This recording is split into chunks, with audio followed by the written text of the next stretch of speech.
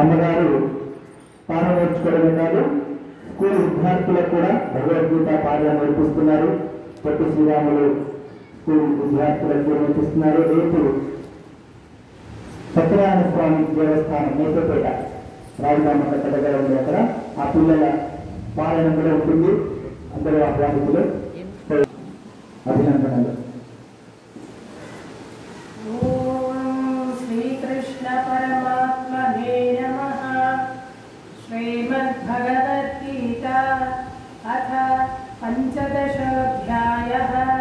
పురుషోత్తమ ప్రాప్తి యోగः. శ్రీభగవానువాచ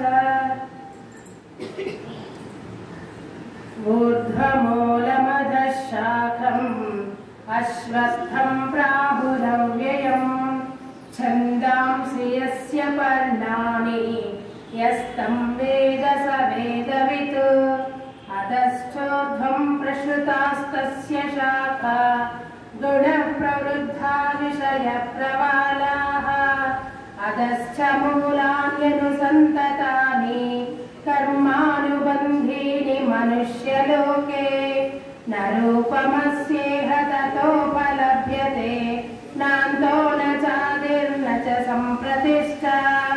అశ్వత్థమేనం సువిరూఢమూలం అసంగశస్త్రేణ దృఢేన చిత్వా తతః పదం తత్పరిమార్గితవ్యం యస్మిన్ గతా న నివర్తంతి భూయః తమేవ చాద్యం పురుషం ప్రపద్యే యతః ప్రవృత్తిః ప్రసృతా పురాణి నిర్మాణమోహాజిత సంగదోష అధ్యాత్మనిత్యా వినివృత్తకామాః ద్వంద్వైర్విముక్తా సుఖదుఃఖసంగైః గచ్చన్త్యమూఢాః పదమవ్యయం తత్ న తద్భాసయతే సూర్యో న శశాంకో న పావకః యద్గత్వా న నివర్తంతే తద్ధామ పరమం మమ. మమేవాంశో జీవలోకే జీవభూతః సనాతనః మనస్సష్టాణీంద్రియాణి ప్రకృతిస్థాని కర్షతి. శరీరం యదవాప్నోతి యచ్చాప్యుత్క్రామతీశ్వరః గృహీత్వైతాని సంయాతి వాయుర్గంధాని వాశయాత్. శ్రోత్రం చక్షుస్పర్శనం చ రసనం ఘ్రాణమేవ చ అధిష్టాయ మనశ్చాయం విషయానుపసేవతే. ఉత్క్రామంతం స్థితం వాపి భుంజానం వా గుణాన్వితం విమూఢానానుపశ్యంతి పశ్యంతి జ్ఞానచక్షుషః. శ్రోత్రం చక్షుస్పర్శనం చ రసనం ఘ్రాణమేవ చ అధిష్టాయ మనశ్చాయం విషయానుపసేవతే. ఉత్క్రామంతం స్థితం వాపి భుంజానం వా గుణాన్వితం విమూఢానానుపశ్యంతి పశ్యంతి జ్ఞానచక్షుషః. యతంతో యోగినశ్చైనం పశ్యంత్యాత్మన్యవస్థితం యతంతోప్యకృతాత్మానో నైనం పశ్యంత్యచేతసః. యదాదిత్యగతం తేజో జగద్భాసయతేఖిలం యశ్చంద్రమసి యచ్చాగ్నౌ తత్తేజో విద్ధి మామకం.